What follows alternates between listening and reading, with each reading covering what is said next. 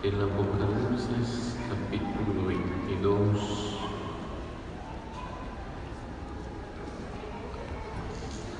El Apocalipsis capítulo 22.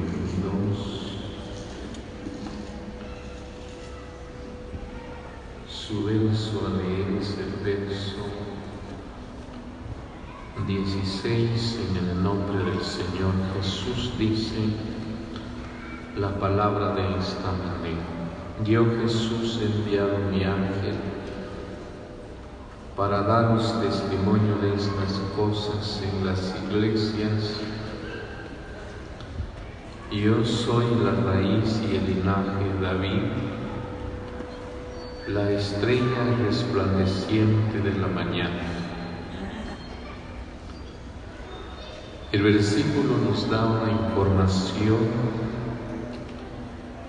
de quién es el que dice aquí. No necesitamos realmente buscar a alguien que nos indique quién habla o quién dice estas palabras.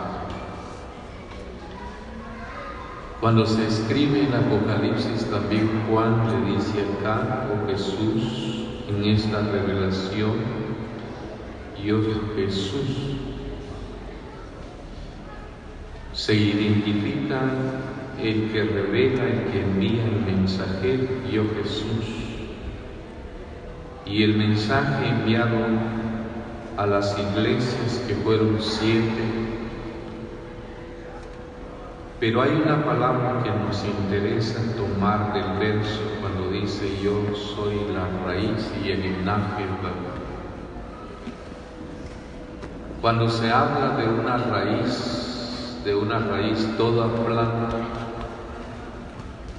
toda planta tiene raíces, tiene una raíz de donde su función es extraer toda la sustancia que necesita, no solo para mantenerse verde, para producir fruto también.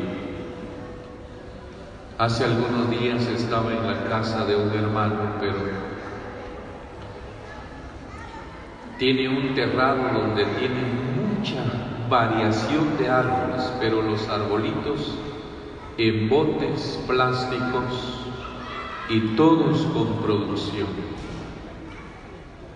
¿Cómo hace? Mi pregunta era, ¿cómo le hace para que produzcan de tan pequeña la planta? El hombre me explicaba y me mostraba que para que una planta produzca del tamaño pequeño, parece que me decía que se llama bonsái,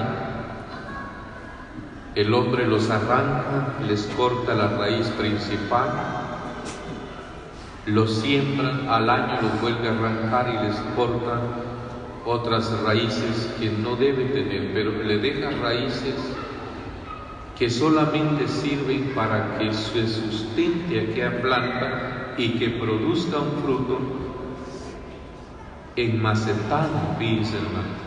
Es admirable, para mí realmente es muy admirable. Pero las raíces tienen mucho que ver en esa plantación, fíjense bien. Cuando pensamos en el verso dice yo soy la raíz. Cristo se identifica como la raíz, pero esta raíz, ¿cuál es la función de ella? Las raíces tienen una función tan grande.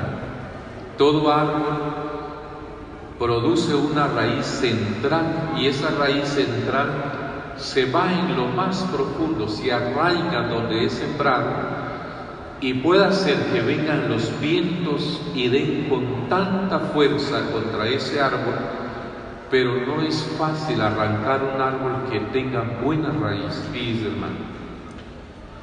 Y me he quedado pensando que nosotros no somos como un creyente, como le contaba en el jardín de este hermano, ver tanta plantación que produce pequeño, pero que no tiene una seguridad porque son suaves para arrancar. Pero aquella planta que tenga su raíz principal, se arraiga en la tierra, pudiera ser que venga los vientos soplen contra él contra ella, no será fácil arrancarlo, fíjese hermano. ¿Por qué? Porque es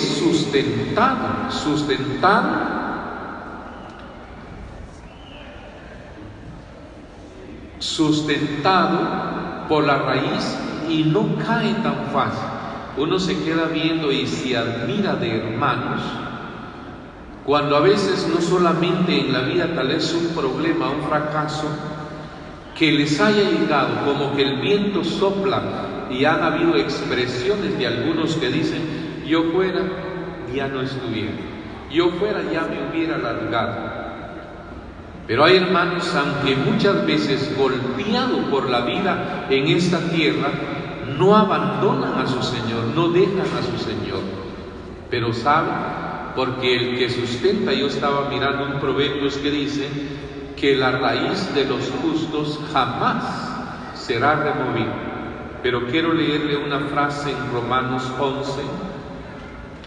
Estaba viendo en Romanos 11 el verso 18 de Romanos 11.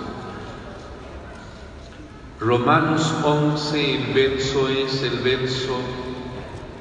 18 dice: no te jactes contra las ramas, y si te jactas, sabe que no sustentas tú a la raíz, sino la raíz a ti.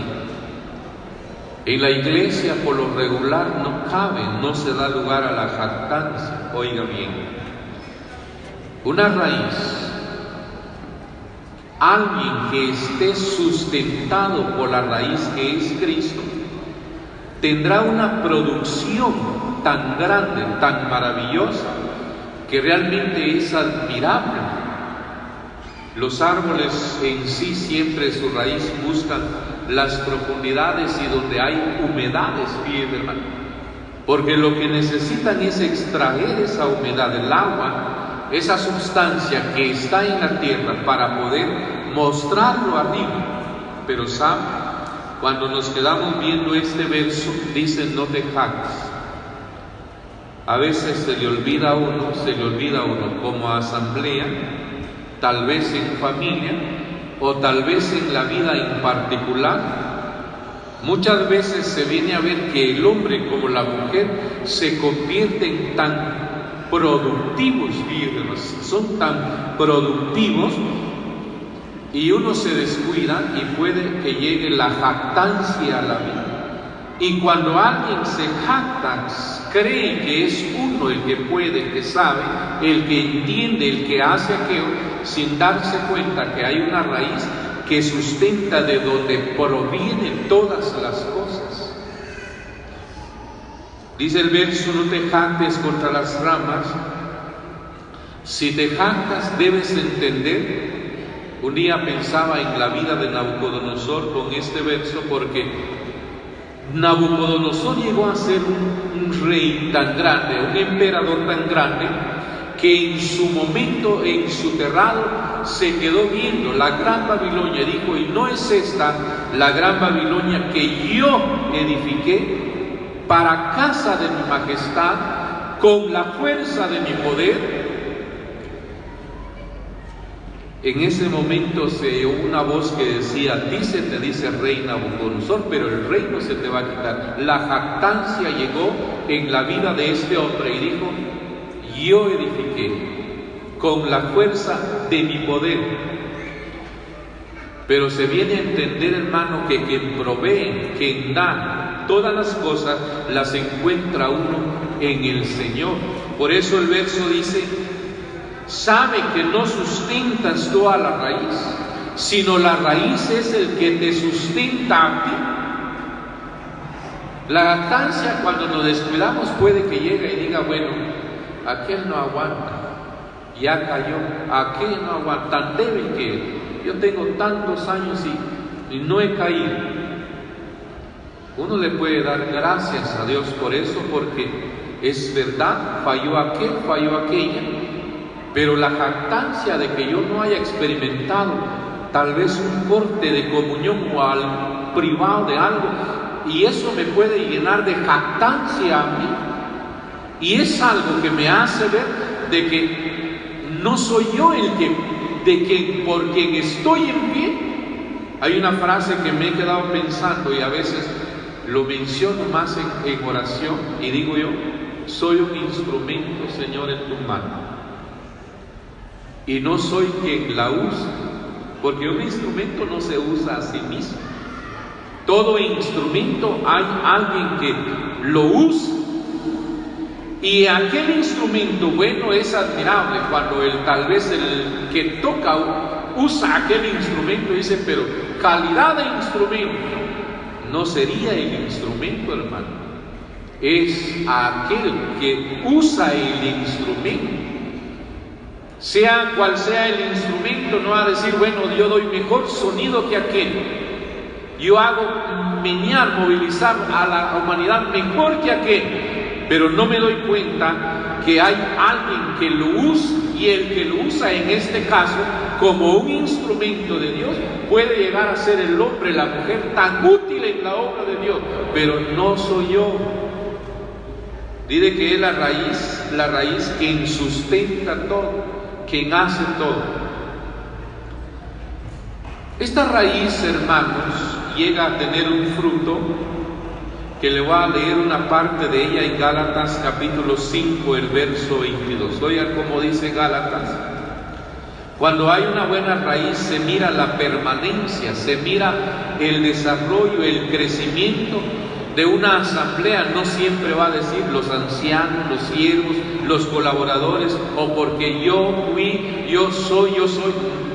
Nos vamos a robar la gloria y vamos a dejar por un lado a aquel que dice: yo la raíz, yo soy la raíz, yo soy la raíz. Y no te vayas a jactar, porque la raíz es el que sustenta todo, no eres tú eres la producción de alguien que da buena sustancia, hermano. Oiga bien, Gálatas capítulo 5, el verso, démosle lectura aquí, el verso 22. Oiga lo que dice: mas el fruto del Espíritu es amor, gozo, paz, paciencia, benignidad, bondad, fe, mansedumbre, templanza. Contra tales cosas no hay ley. Yo miraba el verso acá, se habla de la raíz, de la planta y luego de la producción. Oiga bien, se habla de la raíz, de la planta, viene a verse visible la planta, pero ahora se mira la producción. Cuando miramos el verso acá, más el fruto de la raíz, oiga hermano, uno se queda viendo el verso, ¿verdad? Se queda viendo el verso y dice que es amor. Yo me he quedado pensando en este verso, porque algunos dicen los frutos del Espíritu, ¿verdad? Pero aquí la Biblia lo describe como el fruto del Espíritu, que es amor. Cuando se viene a producir, porque le voy a mostrar algo, por ejemplo, cuando le digo que hay dos cosas que vienen a verse, hay, por ejemplo, una raíz que es tan peligrosa, fíjate hermano, que no viene a producir lo que produce el Espíritu de Dios. Cuando se mira que el Espíritu de Dios, esa raíz que del cual nosotros dependemos, viene a verse el fruto. He llegado también a veces a patios, terrenos de hermanos que tienen huertos de toda suerte de arbolitos frutales, y que cuando uno llega se queda admirado de tanto fruto. ¿Qué hizo? ¿Qué le echa? ¿Cómo lo trata? Un día entraba en un viñedo donde habían uvas, pero ahí estaba el viñador y le cortaba ramitas, y yo miraba la producción y yo le decía: ¿para qué le corta eso? Si entre más guía, yo pensaba, entre más guía, y había racimitos que lo quitaban. Yo dije: pero ya tiene fruto, ¿para qué lo quita? El viñador decía, esta rama, esta guía, dijo, hay necesidad de cortarla, porque al cortarlo va a dar más guías y va a dar uvas. Y este racimito hay que quitarlo porque está abortando. Si está abortando, tiene un daño, y yo no sé qué es, decía el viñador. Lo que sí sé, decía él, es de que si no lo quito, contamina a estos más racimos y los demás van a empezar a abortar. Uno se queda admirando de lo que hacen los viñadores y cada quien en su plantación, pero se admira del fruto de la producción. Cuando hay una gran producción en la vida del hombre y de la mujer, en la vida de una iglesia, se viene a ver que la raíz que lo sustenta es Cristo y que en ella no se le ha dado motivo, razón alguna de la jactancia que hace que aborte la producción, que ahuyente, que bote lo demás y no hay una prosperidad, una buena producción en ella. Y uno viene a pensar en ella, hermano, y se queda viendo los versos, que el fruto del Espíritu, los números del reloj, ahí me gritan por favor que los números del reloj se miran, las agujas son las que no se miran.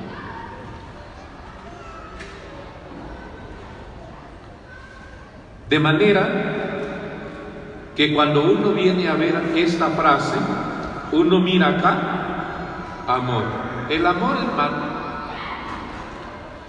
nosotros llegamos a considerar el verso, cuán indispensable es el amor. Dice que el amor vive, que cuando uno piensa en ella, por ejemplo, si pensamos en el amor de Dios, en haber amado a la humanidad, pensamos en el amor de Cristo al haber entregado su vida.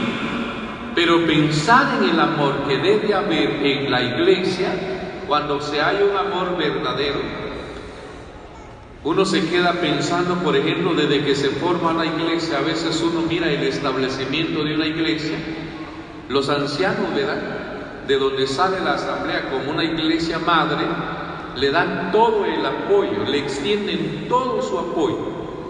Se mira, ahora cuando realmente no le tienen amor a esa iglesia, a ese campo, lo abandonan, lo dejan, no les interesa, ahí lo dejan firme, hermano. Pero cuando le tienen amor, se interesan por ver cómo va en su crecimiento, en su desarrollo, en su prosperidad. Y hay veces nos hemos fijado en algunas ocasiones que como que la que da a luz se queda enferma y la hija empieza a verse su desarrollo. Trabaja, funciona mejor la hija que la que lo dio a luz. Pero muchas veces el amor viene a hacer que el amor es algo atrayente, es algo que conquista. Cuando se usa el amor realidad, en verdad, en la iglesia, está el amor, el gozo. El gozo, hermanos, lo produce la palabra de Dios. Así dice Jeremías 15:16. Fueron oídas tus palabras y yo las comí, tu palabra me causó gozo, me causó alegría en el corazón. La falta de gozo en la vida pudiera ser que yo y usted no nos alimentemos de esta palabra del Señor. Está la paz. El salmista dijo en una ocasión en el 119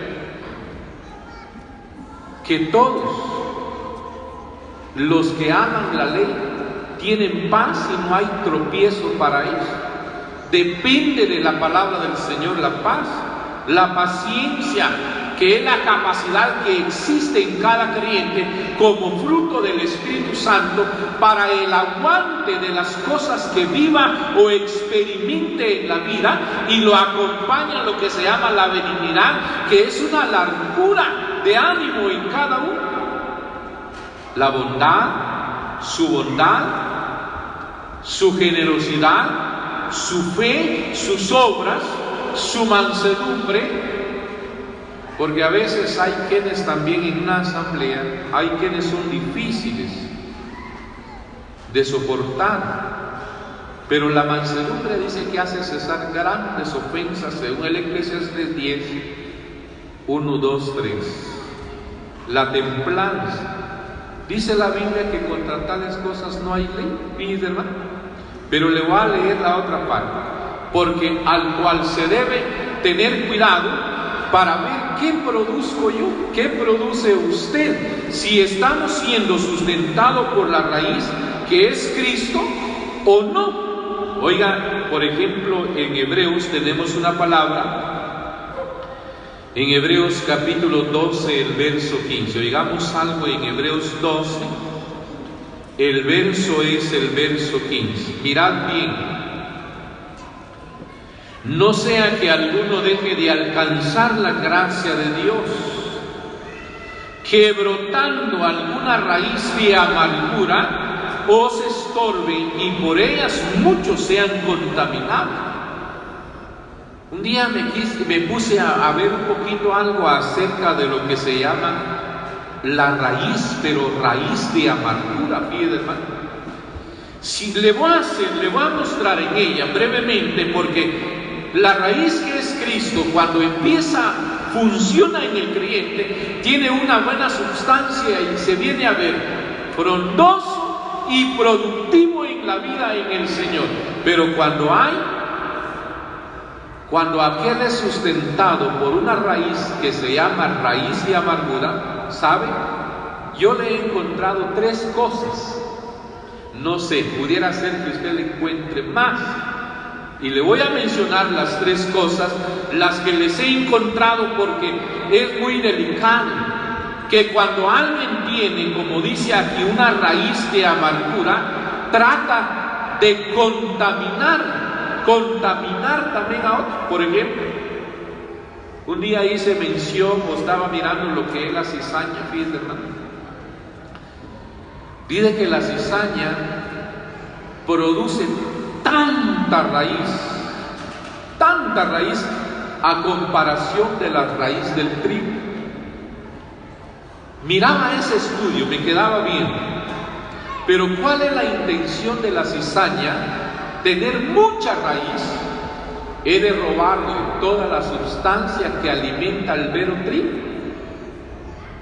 y solamente para que aquel produzca un fruto venenoso, esté verde, y para que marchite al mero trigo. Y el trigo hace el esfuerzo de crecer, dar 2 que 3 granos, pero hay una cizaña a la par que le roba toda la sustancia y hace infructífero al trigo. Ahora, las 3 cosas que produce el verso, por ejemplo, cuando dice acá, mirad bien, no sea que alguno deje de alcanzar la gracia. ¿Por qué va a haber alguien que deje de alcanzar la gracia, la bondad de Dios, a causa de una raíz de amargura? Porque alguien puede alcanzar la bondad, la misericordia, la paz, que se viene a ver que está produciendo a alguien. Si hay unos 100 en la iglesia, están unos 50 produciendo el fruto de la raíz que es Cristo, pero habrán 50 que estén produciendo lo que da la raíz de amargura. Aquel trata de conquistar, pero el otro trata de ahuyentar. Ahora, si brota, muchos son contaminados. Estorba al crecimiento, a la producción, a la multiplicación, a la prosperidad. La raíz de amargura es un estorbo, no solo es estorbo, y contamina, fíjese, hermano. Le voy a mostrar 3 cosas, como le decía brevemente. Estaba viendo esta palabra, por ejemplo, en el libro de los Jueces, capítulo 8, verso 3.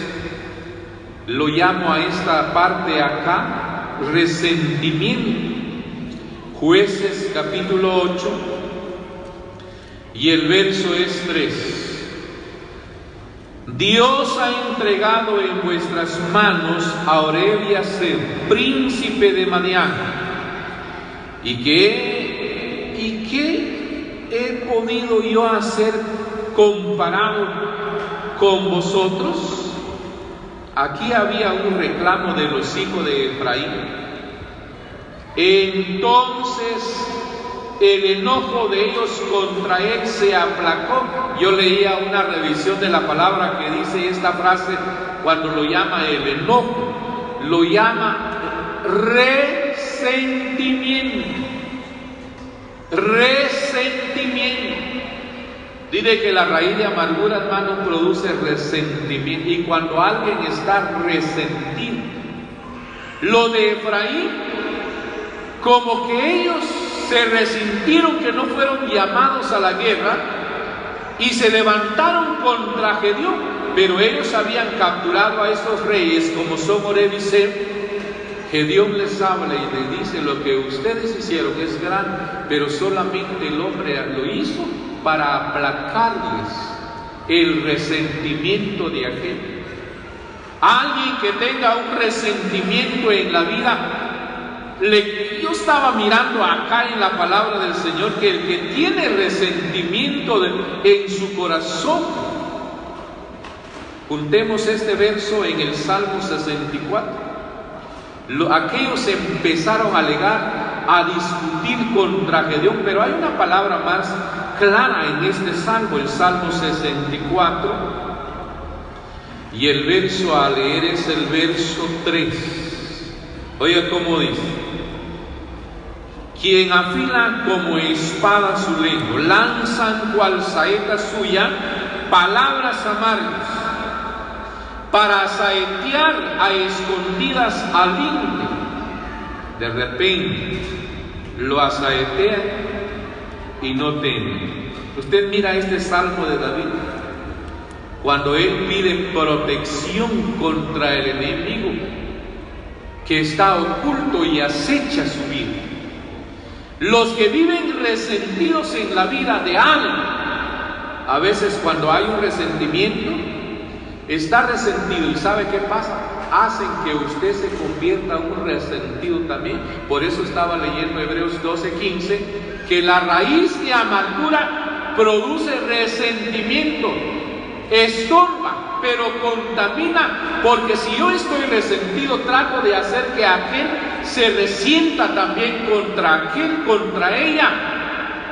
Y sabe, hermano, y a veces yo no sé la razón, la causa, el motivo por qué está resentido aquel, mas sin embargo me contaminó, ya agrupa, lleva uno, ya lleva dos, ya lleva tres, y lo va levantando, lo levanta contra uno y provoca un levantamiento. El resentido es lo que hace en la vida, fíjate, hermano.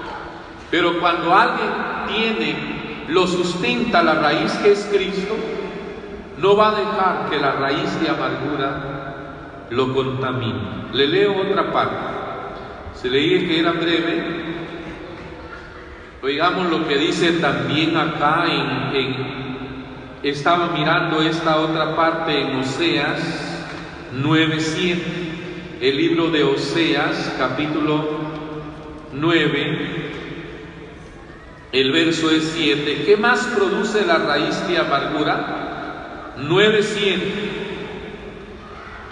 Vinieron los días del castigo, vinieron los días de la retribución, Israel lo conocerá. Yo me quedaba pensando en ello porque estaba viendo que la raíz de amargura produce odio. El odio es el rechazo que se le tiene a una persona. Israel llegó a decir: necio es el profeta, insensato es el varón de espíritu, a causa de la multitud de tu maldad y gran odio. Si usted mira el verso 8, dice que Efraín, como Dios, llegaron a ser el atalaya para Israel, y eso fue lo que no les gustó a ellos.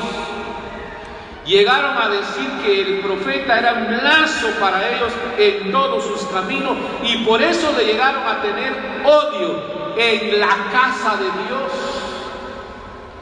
Es delicado, fíjense, hermano. Un día me quedaba meditando y leyendo el verso porque no solo es leer, tal vez una y otra vez y pensar.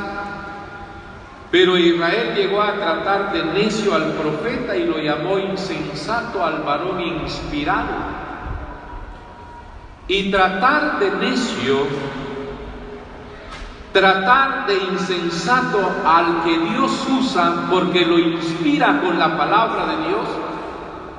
Hay una palabra, hermanos, que en este sagrado libro está. Usted lo ha leído, pero quizás no lo ha llegado a entender bien. Cuando lo llegue a entender bien, lo hará pensar a usted, me hará pensar a mí. Se lo voy a leer. Porque, por ejemplo, el verso, ellos trataron necio, lo trataron de insensato. No les gustaba que como Efraín y Dios eran los atalayas de Israel. Y por eso lo odiaron tanto, odiaban tanto a los profetas. Pero le voy a leer Mateo 12, el verso 31, 32 de Mateo 12. Por tanto digo, todo pecado y blasfemia será perdonado a los hombres, mas la blasfemia contra el Espíritu no le será perdonada. Cualquiera que dijere alguna palabra contra el Hijo del Hombre, le será perdonado. Pero al que hable contra el Espíritu Santo, no le será perdonado ni en este siglo, ni en el venidero. ¿Ha entendido usted bien el verso? No habla del perdón de pecados, hermano. Si fuera el perdón de pecados, ¿cuántos no los perdonara Dios? Pero en la primera Timoteo 1:12 el apóstol Pablo dijo, antes era un blasfemo, un perseguidor e injuriador, pero fui recibido a misericordia. Hay quienes tal vez fuimos blasfemos, pero nos arrepentimos, nos perdonó el Señor, se dejó esa vida. Pero cuando acá dice que quien hable contra el Hijo pasa por alto todo, perdona todo. Pero alguien que blasfeme contra el Espíritu, blasfemar contra el Espíritu es blasfemar, criticar, injuriar a un varón de Dios inspirado a entregar una palabra de Dios. Cuando Dios usa a alguien, sea un siervo, sea un anciano, sea un enseñador, sea un ministro de la palabra, pero si Dios lo está usando y alguien pueda empezar a blasfemar contra él, a criticarlo, a injuriarlo, y si es el Espíritu que usó a este hombre, no se está hablando contra la persona, sino contra el Espíritu Santo. Y sabe, el texto dice que no tiene, como el verso declara, no le será perdonado ni en este siglo ni en el venidero. Está hablando de la consecuencia de la blasfemia. De la consecuencia de la blasfemia. La consecuencia de la blasfemia pudiera ser como una enfermedad. Hay quienes, decía un hermano la otra vez, se convirtió a Cristo como de 40 años, pero ya traía una cirrosis, ¿verdad? Entonces Dios lo perdonó a él todo lo que hizo, pero su consecuencia de su licor, de la vida de borracho que llevó, ya traía cirrosis, y eso ya no se lo quitó el Señor. Se llama consecuencia de esa vida desordenada, la consecuencia de una blasfemia. Pero esa blasfemia la produce una raíz de amargura, odio. De manera, hermano, que mientras vivimos sobre la tierra, Dios, el Señor, nos reúne y nos da una instrucción en la palabra para que usted y yo sepamos caminar en esta vida y no lleguemos a experimentar las consecuencias, porque si la raíz que es Cristo sustenta nuestra vida, se produce amor, gozo, paz, paciencia, templanza, mansedumbre. Dice la Biblia que contra tales cosas, ¿quién será aquel que le va a decir estás andando mal, produciendo mal? Pero hay una raíz que se llama raíz de amargura, que si nos descuidamos, aquel por resentido provoca un levantamiento. por resentido se vuelve odioso. La otra parte la encuentra en Amós 1:11. Produce rencor. Lo más grave de la raíz de amargura es el rencor. Que hay una acción en contra de aquel, hay una acción, pero ya el rencor ya tiene una acción mala, no solo verbal, sino hasta una acción física. Surgen las agresiones físicas, fíjense, hermano. Pero mientras vivimos sobre la tierra, que sea la raíz que es Cristo el que sustente nuestra vida, y si va a haber producción en la vida, que no le demos lugar, cabida a la jactancia, para que la raíz de amargura, por aquellos que están afectados por ello, no contamine nuestra vida y nos convertamos en un estorbo de la prosperidad aún de nuestra propia vida personal. Que el Señor nos ayude a comprender su palabra, las que Él nos hace oír, las que Él nos ha mostrado en este mensaje, que Él la bendiga en cada corazón.